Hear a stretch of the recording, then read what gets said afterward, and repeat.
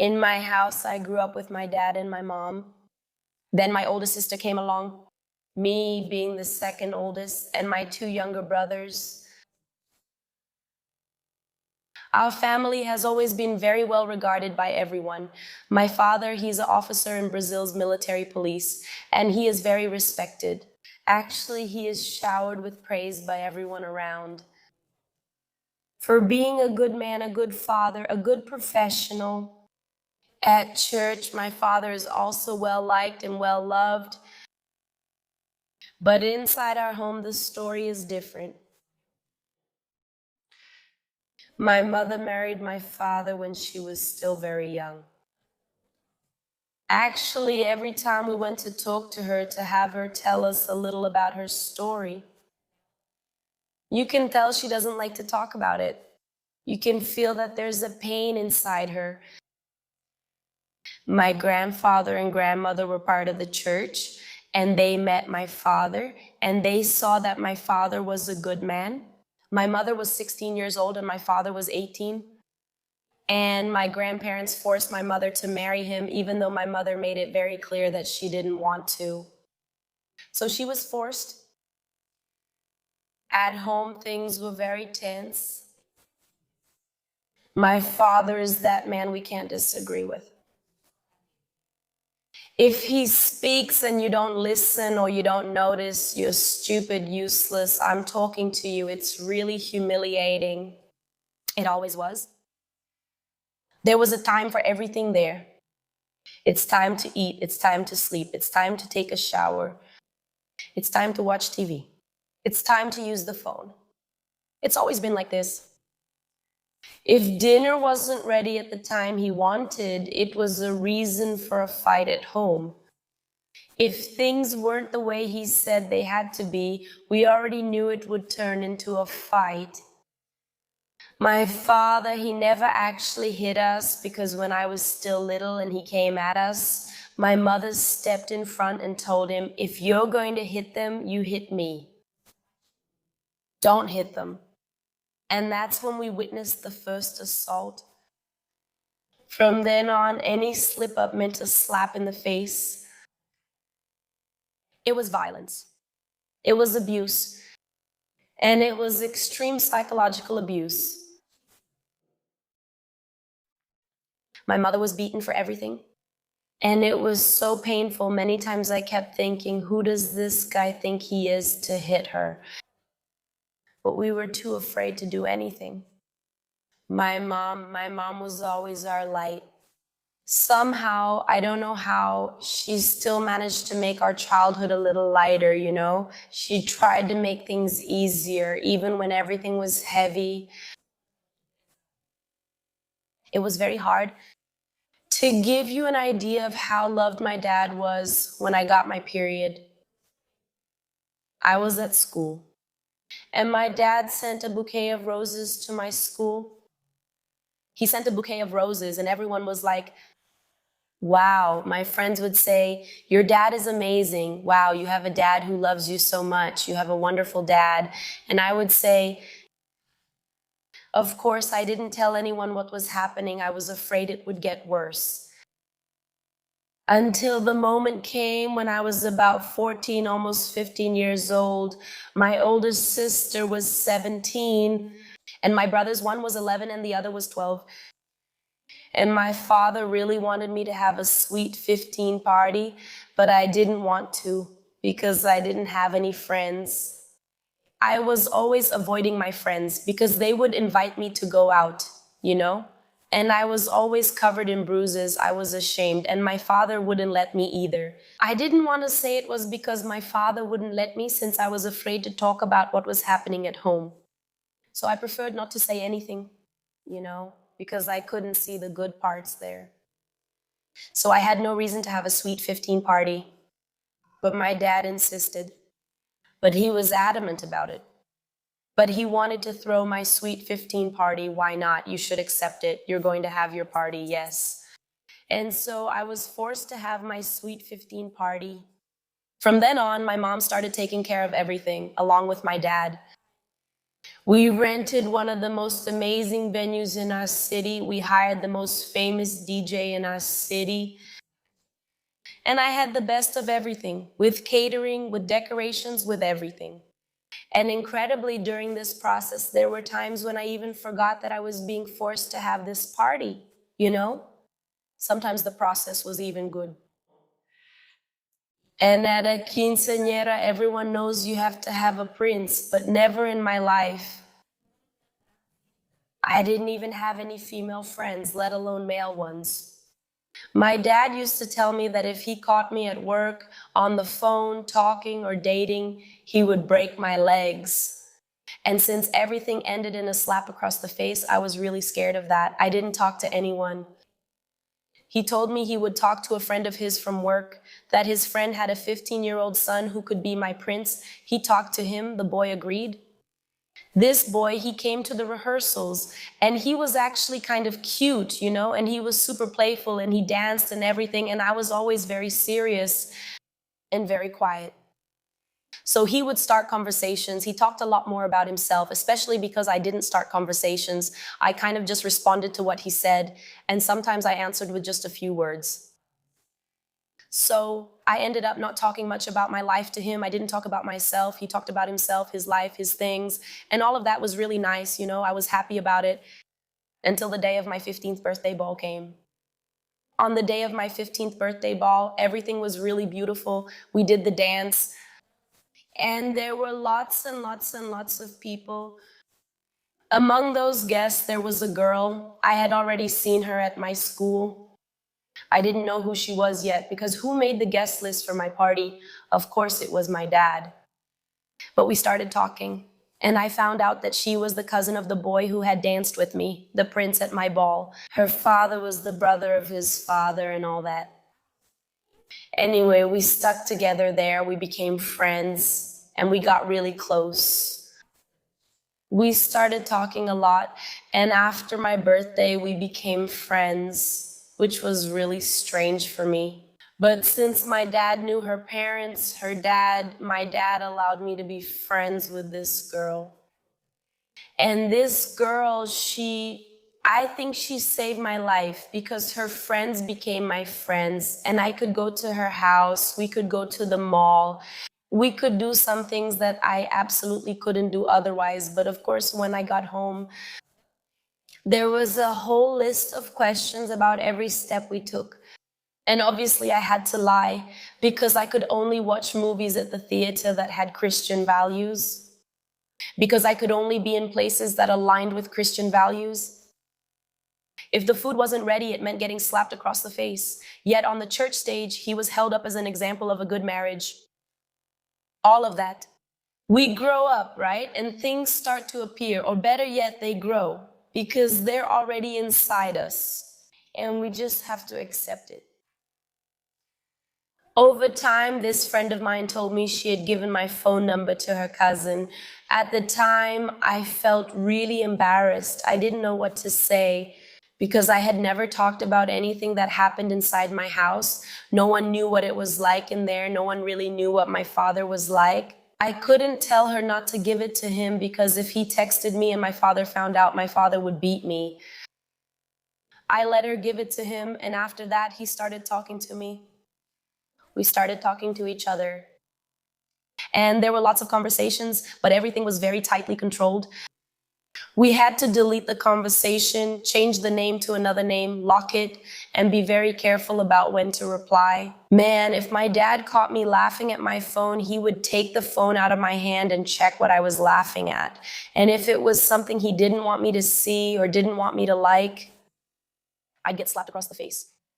So there were threats that he was going to beat me up, that he was going to smash my face in, and not just me, but all my siblings too. Until, 2 months went by while I was talking to this guy, having this kind of secret relationship, not kind of 100% secret. The guy decided that he wanted to ask my father for my hand. At the time, I said no, thinking it wasn't a good idea and my father wouldn't allow it. I didn't mention what my father was like, because I wanted to show I was truly a victim. It didn't work out. The guy ended up going to my house with his parents. He knocked on the door. And in the end, since he was a church boy, his father was friends with my dad. The families had something in common. My dad said it was all right. He laid out the rules that we had to follow about the relationship, and he gave us permission to date. From that moment on, I was officially dating. When my boyfriend and my new in-laws had left, my dad slapped me in the face. He slapped me, and he said to me, "Congratulations, at least once in your life you did something worthwhile. Finding a good boy from a good family." Well, from then on, I started having a real relationship with my boyfriend. I could go to his house because his parents were there and they would tell my dad everything. He could come to my house too. His family would have barbecues and my family would go. Our family would have barbecues and his family would come. But then my dad had the brilliant idea that if his youngest daughter is dating, we need to find a boyfriend for my older daughter. And so he wanted to start setting my older sister up with someone. But my sister said no, that it wasn't, that she didn't want to. And a fight started at home. The two of them started arguing. And my sister blurted out that she already had a boyfriend, and it wasn't a boyfriend, it was a girlfriend. Da. At that moment, my dad went after her because my dad, that guy, he's extremely homophobic. He went all out against my sister. Then my mom tried to step in, and then I stepped in, and then my siblings stepped in. And my dad realized that all of us already knew this about my sister. But no one had told him, but guys, how? How do you say anything to him? It's impossible. He got really angry. He started hitting us. He locked us in the room, all of us. He locked us in. And oh, there's a detail I forgot to tell you. For a long time and maybe forever, this will stay with me. He would turn it up. He would play music and turn up the volume in the house so that the neighbors wouldn't sometimes hear the screams, the violence he committed. He turned up the volume. And there we could only hear the sounds of blows of a beating, blow after blow, and breaking things and throwing things and destroying things, coming from their room or from somewhere deeper in the house, you know, and we were inside the room crying, which was already natural for us, even though we never thought it was usual or normal. But it was something that happened, right, for a long time. And then the next day, the next morning, he opened the bedroom door because he wanted someone to make coffee for him, and he let us go so we could make the coffee. We went and made the coffee, took it to him, and he left for work. One detail, we couldn't go to our mom or talk to our mom after his assaults. We went into the room. My mom, she was doubled over on top of the bed. She was curled up, very pale, with white lips, very, very weak. She was in very bad shape. She was very hurt. At that very moment, we were saying, "Mom, Mom," and she couldn't move. My mom couldn't move. It was very hard. At that moment, we panicked. We didn't know what to do. We didn't know who to call. We made a decision. My sister went. We took her to the hospital. We got to the hospital and she was seen right away. I remember the nurse's face.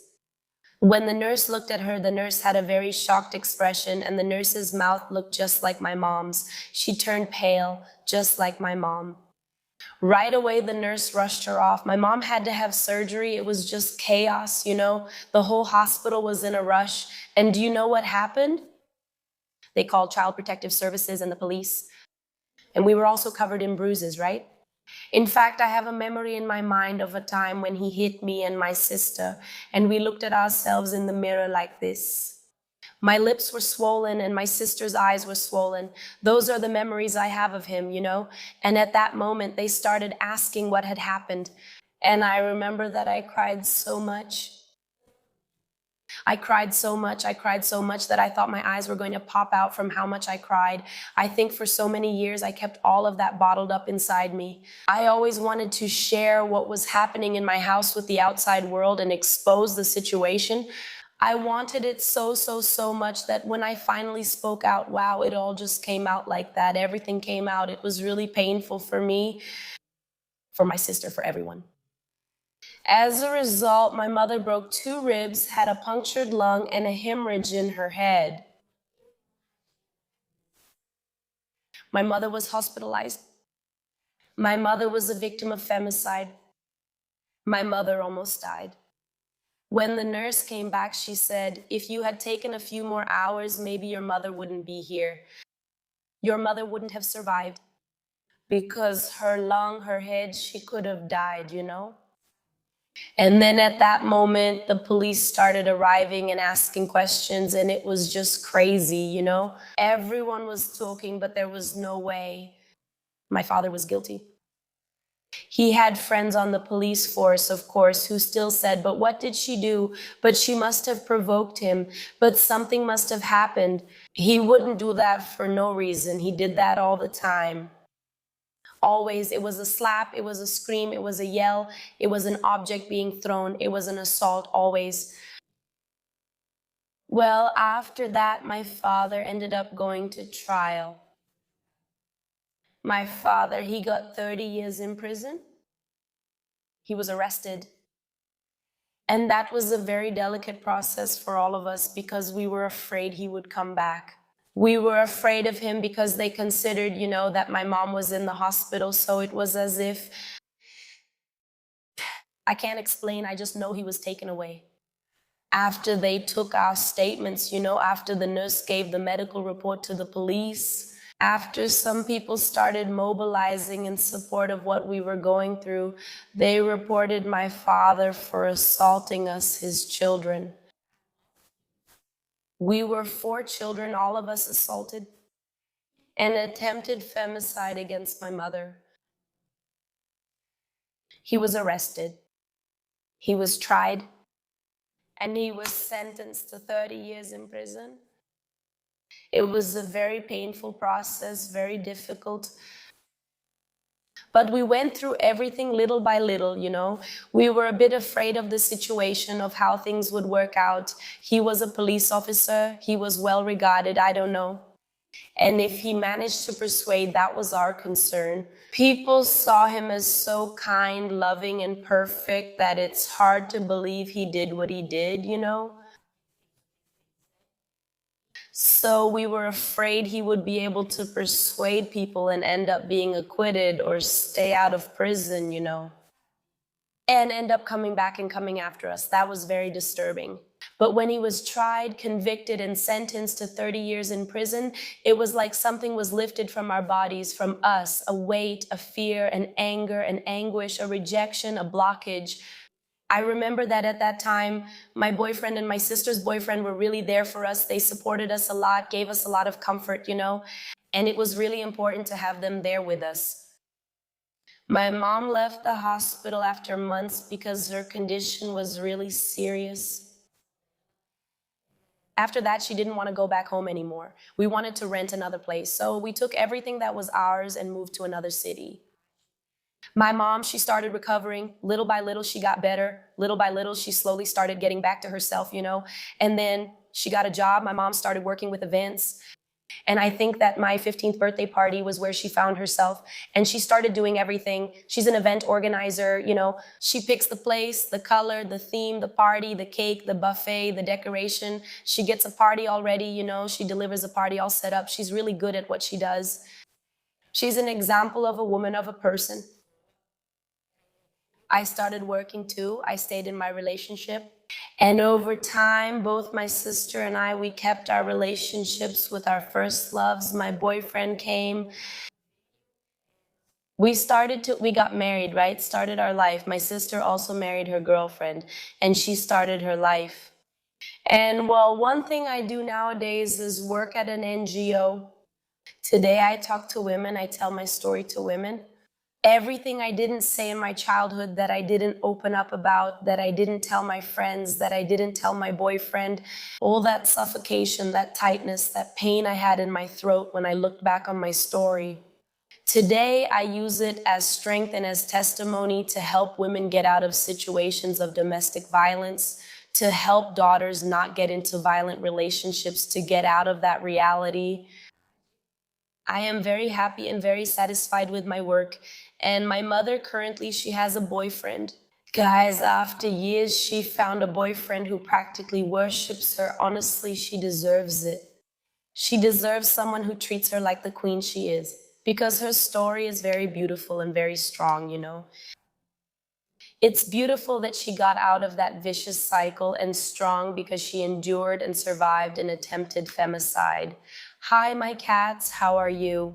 With this wave of femicide in Brazil, my heart hurt reading this story.